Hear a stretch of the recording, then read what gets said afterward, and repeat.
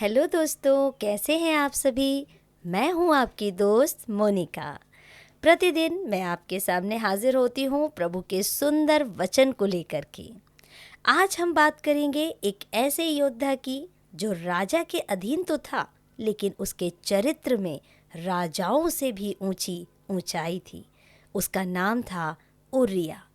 आप में से बहुत सारे लोग उरिया को जानते होंगे, लेकिन मेरे कुछ भाई बहनों के मुंह में या ज़ुबान में ये बात होगी, उरिया कौन था।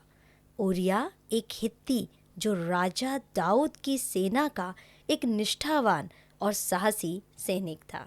उसका नाम बाइबल में भले ही एक अध्याय में सीमित हो, लेकिन उसका चरित्र इतिहास में गूंजता है। उरिया युद्ध में था, जबकि उसी समय यरूशलेम में राजा दाऊद ने ऐसा काम किया जो उसकी छवि को कलंकित कर गया। उरिया का जिक्र हम दूसरा शमूएल और 11वें अध्याय में पाते हैं। उसने उरिया की पत्नी बतशेबा को देखा और उसके साथ संबंध बनाए। जब बतशेबा गर्भवती हुई तो दाऊद ने अपनी गलती छिपाने के लिए उरिया को युद्ध से बुलवाया, ताकि वो अपनी पत्नी के पास जाए और लोग सोचे कि यह बच्चा उसी का है। लेकिन देखिए उरिया का चरित्र, उसने यरूशलेम आकर भी अपने घर जाने से इनकार कर दिया। और जानते हैं उसने क्या कहा? मेरे साथ ही योद्धा खुले मैदान में युद्ध कर रहे हैं और मेरे लिए यह उचित नहीं है कि मैं घर जाकर अपनी पत्नी के साथ सुख से रहूं। ये शब्द एक ऐसे इंसान के थे जो युद्ध नहीं बल्कि कर्तव्य निभा रहा था, जो अपने राजा के लिए लड़ रहा था, ये जाने बिना कि उसका राजा उसके साथ कितना बड़ा धोखा कर चुका है। जब दाऊद को लगा कि उरिया को घर भेजने से बात नहीं बनी, तो उसने एक और घिनौना रास्ता अपनाया। उसने उरिया की मौत की योजना बनाई। उसे युद्ध के सबसे खतरनाक मोर्चे पर भेजा गया और वहाँ उसे छोड़ दिया गया ताकि वह मर जाए। और वही हुआ। उरिया, जो सबसे ज़्यादा वफादार था, अपने ही राजा के आदेश से बलिदान कर दिया गया। उरिया की कहानी दर्दनाक है, लेकिन अद्भुत प्रेरणादायक।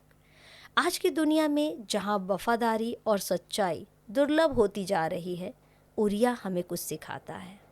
सबसे पहली चीज़, जब हमें अपने जिम्मेदारियों को अपनी इच्छाओं से ऊपर रखना है तो हम चरित्र की ऊंचाई को छूते हैं। दूसरी बात उसने सिखाया, निष्ठा अमर होती है।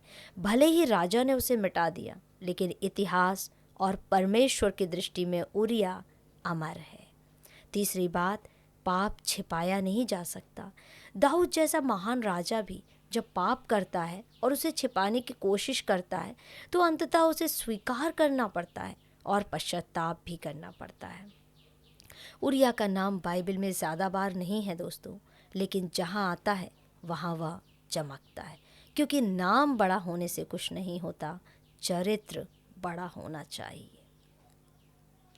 उरिया का जीवन बहुत ही अद्भुत जीवन रहा।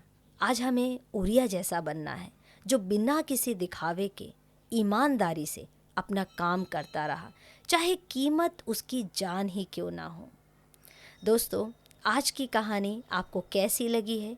बाइबल के इस अद्भुत किरदार ने क्या आपकी लाइफ से बातें की हैं? यदि हाँ, तो मेरे साथ कमेंट करके अपने विचार ज़रूर साझा करें। सुनते रहिए कहानी मोनिका की ज़ुबानी।